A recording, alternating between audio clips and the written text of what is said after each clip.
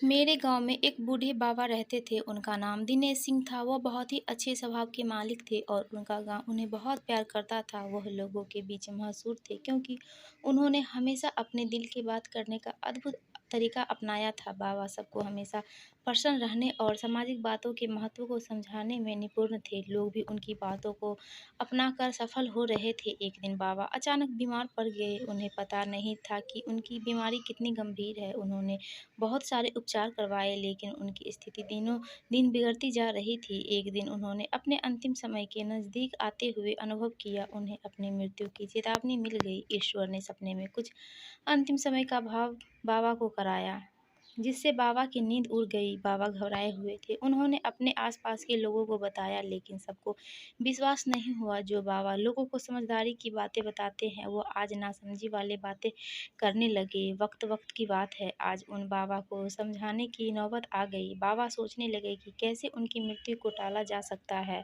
वे उदास और निराश रह गए। वे अपनी इस दुनिया से जाना नहीं चाहते थे। सभी लोगों को उसके पास बुलाया और प्रयत्न करने लगे कि कैसे बाबा को बचाया जाए। फिर गांव का एक लड़का मोहन उसके पास आया और उसने उसकी समस्या को सुना और उसने निवारण के लिए एक उपाय बताया। उसने कहा, एक उसके जान पहचान के गुरु है जो कुछ उपाय करेंगे बताएंगे, उससे उसकी मृत्यु कुछ दिनों के लिए टल जाएगी। वह गुरु बहुत ही भक्ति में और ज्ञानी थे। उसके सुझावों को सभी ने समर्थन दिया और बाबा को उस पूज्य गुरु जी के पास ले जाने का फैसला किया, क्योंकि जब कोई इंसान इस तरह की समस्या से जूझ रहा होता है तो उसका सहारा केवल या तो कोई संत या ज्ञानी या कोई गुरु ही उसका समस्या का समाधान खोज पाते हैं। तो गांव वालों ने फैसला किया कि बाबा को उस गुरु जी के पास ले जाएंगे और कोई ना कोई समाधान निकलेगा। बाबा ने इस सुझाव को माना और वह गुरु के पास चले गए। वे गुरु के सामने आकर बेसब्री से रोने लगे और उन्होंने अपनी मृत्यु की चेतावनी का विवरण किया। बाबा ने उन्हें प्यार और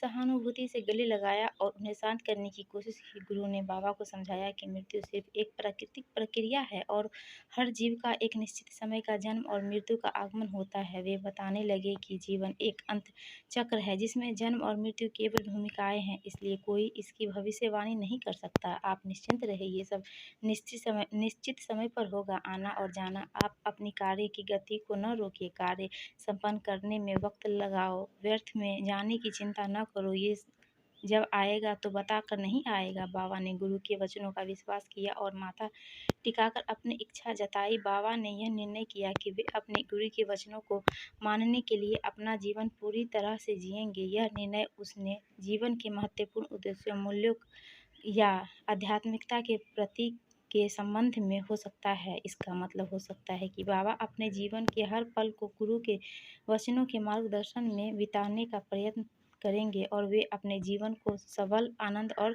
सामर्थ्य के साथ बिताने की कोशिश करेंगे। इसके अलावा यह भी संभव है कि बाबा इस फैसले से पहले अपने जीवन में विशेष बदलाव करने की आवश्यकता महसूस कर रहे हो, जैसे कि अपने धार्मिक या आध्यात्मिक अनुभवों में गहराई प्राप्त करना, आत्म विकास के लिए समय निकालना, सेवा करने का निर्धारण करना आदि। गुरु से शिक्षा ले बाबा घर आ गए। अनावश्यक चिंता ने उनको घेर लिया। उनका सारा वक्त इसी सोच में निकल रहा था कि अब वो यहाँ से उठ जाए। गुरु के कहे का असर नहीं दिख रहा था। वो अच्छा करने और आनंद लेने की बजाय व्यर्थ बातों और चिंताओं में वक्त निकाल रहे थे। कुछ सार्थक करने की बजाय वह बस मृत्यु का इंतजार कर रहे थे। गुरु के वचन को वो भूल गए। अचानक बाहर से किसी ने दरवाजा खटखटाया। बिना प्रति उत्तर के कोई अंदर चला आया। बाबा सहम गए। गुरुजी को समक्ष देख बाबा को आश्चर्य हुआ। गुरुजी भी आश्चर्य में थे। ये क्या, तुम मरे नहीं? गुरुजी ने पूछा। बाबा रोने लगे और कहने लगे, मैं रोज अपनी मौत के इंतजार में रहता था पर आती नहीं थी। बहुत इंतजार किया। मैं इसी चिंता में अपने वचन और कर्म भूल गया जिसका वादा आपसे किया था। और बाबा फपक के रो पड़े। गुरुजी ने बाबा को शांत किया और कहा, मैं जानता था मौत कहकर नहीं आती, लेकिन तुमने जो कार्य करने थे वो अब तक नहीं कर पाए। पर्याप्त समय होते हुए भी हम व्यर्थ वक्त को दोष देते रहते हैं। बस यही सत्य है कि मौत का इंतजार ना करो, समय रहते अपने कार्य पूरे कर ले, में ऊर्जाओं लगाओ। अंतिम पड़ाव मृत्यु ही है, ये धर्म सत्य है। इतना कहकर गुरुजी दरवाजे के बाहर चले गए और बाबा दरवाजे को देखते रहे और उनकी आंखें खुली की खुली रह गई और गर्दन एक तरफ लुढ़क गया।